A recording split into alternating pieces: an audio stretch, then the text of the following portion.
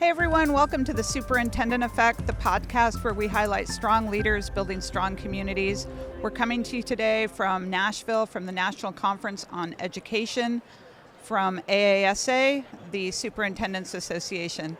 I am so excited today to be joined by Glenn Robbins, who is the Superintendent of Brigantine Public Schools in Brigantine, New Jersey. Thanks, Glenn, for being here. Well, thank you. It's a pleasure to be here amongst thousands of colleagues and to sit next to you. Yeah, thank you. Well, what are you seeing here that's innovative and fun, and what are you excited about from being here? The people. The people? The people. The people for the fact that they are the relationships, the conversations, each and every one of them gives us something, fills our cup up or recharges us in some particular way. Just sitting down with you does that as well. But that's the part that excites me. They're coming up, they're doing a lot of great ideas all across the country, and they're sharing it and how you go through working with a board or working with a community, working with students, they're willing to share. And that's the best part that I love. Oh, I love that. I love getting to run into you over the years. I know that you're very involved in leadership. As a matter of fact, one of the initiatives that Cook Center has is called Leadership and Happiness. Mm-hmm. It's a seminar that we bring all over the country. We don't charge for it. Yep. But it helps leaders focus on their own leadership and understand the value of happiness in their leadership and the positivity that they bring. But you were the very first. You let us test it out in your district. Tell me why that was of interest to you to bring in. I think if you're not working on culture and you're not working on happiness, I'm not sure what you're doing. Yeah. For me, as I mentioned earlier in a couple of sessions, I had that threshold moment for our kids and our families, our visitors. When they cross that threshold of the doorway, are they excited to be there? Or is it, why am I here? Two numbers that really stuck out to me that I saw in the Gallup survey that came out last spring was 25 and 35. 25 is the world, 35 is North America. Yeah. Those are the percentages of the people who are happy in the organization they work in, that believe in what the organization is doing. So that means 2/3 are not. Right. And that scares me. I'm not talking about hospitality, that's talking about hospitals, that's talking about education. So where do we fall as educators? I'm hopeful, and I have the data now to prove it. We're not in that lower category. We're in a much higher category percentage-wise. We're at 95%. Wow. For belief and engaged and happy in our district because we work to get better each and every day, focusing on the adults there. And we focus on the human capacity of happiness and culture. It trickles down to the kids, it trickles down to everybody else. So ultimately, culture, happiness, positive psychology is the first and foremost for all human capacity. Wow. Well, and you believe in that so much that I know you wrote a book about it. Yeah. So tell us about your book, Unclench Your Fist, The Leader's Guide to Making the Hard Call and Surviving It by Glenn Robbins. Yeah, so I wrote this book because we're in an angry world. Yeah. Leaders tense up, and I think about that, and that's why I picked the title in that regard. People can relate to that. There are times where something happens and you just tense up for whatever reason. This is your guide, and it's not to be admired and not to be best well liked. It's the fact that you're going to have to get through this. Leadership is when times are not going well. Right. So this book allows them to go through those practices with multiple historical leaders who went through tumultuous times, who, at that time might have been looked down upon, but now they're idolized. So my point was in this that you have to go through the thickness of things, the hardships of things, and you can get through that, whether it's relating with other people, whether it's reading historical stories, whatever, or doing self-reflections that I have in every chapter as well. Yeah. It's ultimately trying to just breathe a little bit and keep being the leader that the people need in you. Oh, wow. I love the metaphor of unclench your fist because we've all felt that before. Oh, yes. So again, it's called Unclench Your Fist, The Leader's Guide to Making the Hard Call and Surviving It by Glenn Robbins. Where can people pick it up? You can find it on Amazon, or you can find it on X Factor EDU Publishing. Okay. Those are the two places right now. It just came out 2 days ago. Okay, 2 days ago. Well, breaking news. That's exciting. Tell me about your path to the superintendency. Path to the superintendency. You're looking at an individual who should have been a fourth-generation water well driller. Oh, wow. That's what I did until I was about 23, 24 years old. But I learned along the way to go into schooling, so I'm not standing outside on extreme hot days behind a well rig and or extreme cold days. So my path was as a teacher, history. That's why I really divulged into the history aspect in that book. History teacher, varsity soccer coach, assistant principal, principal, superintendent before, now superintendent now. But each one has been a stepping stone, and I know a lot of us will think this, like there are times where you think back, go, wow, I went through some hard times. I'm grateful for that. Yeah. Because they made me who I am today. Thin's a little thicker, so I think I'm a little stronger at times, but those tough times or tough individuals, whatever it may be, allow me to be who I am now. One of the things that's happening to kids today is sometimes we're not letting them fail enough.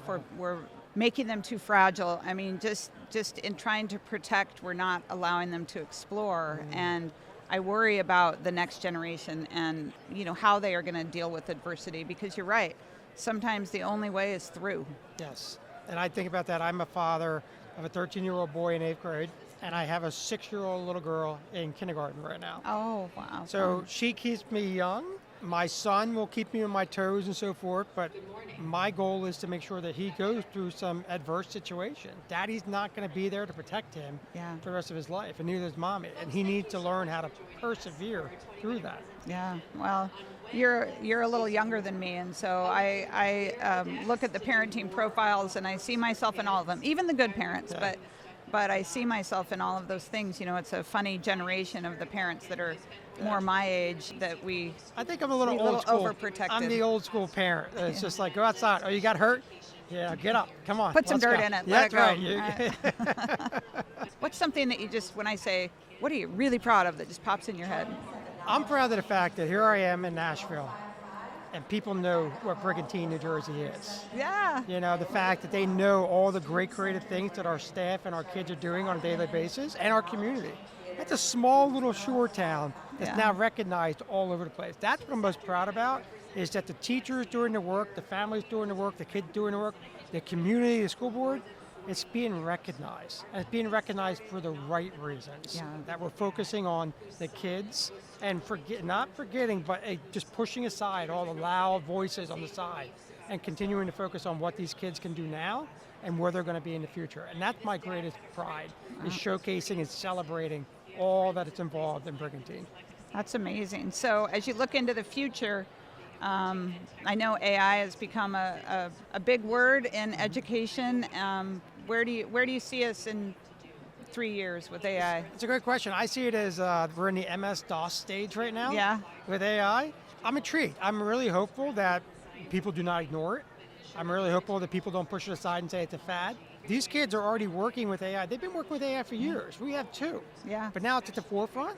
And my goal is ultimately to prepare them for using it now. Yeah. How do we use it ethically? How do we ask the questions multiple times? Like when Wikipedia or Google or anything else, or my grandfather used to say, do you believe everything you read in the newspaper? I want them diving into asking those questions, how, what, where, why, multiple times on AI. And then using it as a collaborative measure to amplify their voice, to amplify their whatever work they're working on. These kids are already working, if you think about it, with a virtual assistant. Yeah. When they're using AI or they're using Google or whatever it may be, they have a virtual assistant. How do we prepare them to use it properly, and ethically and morally?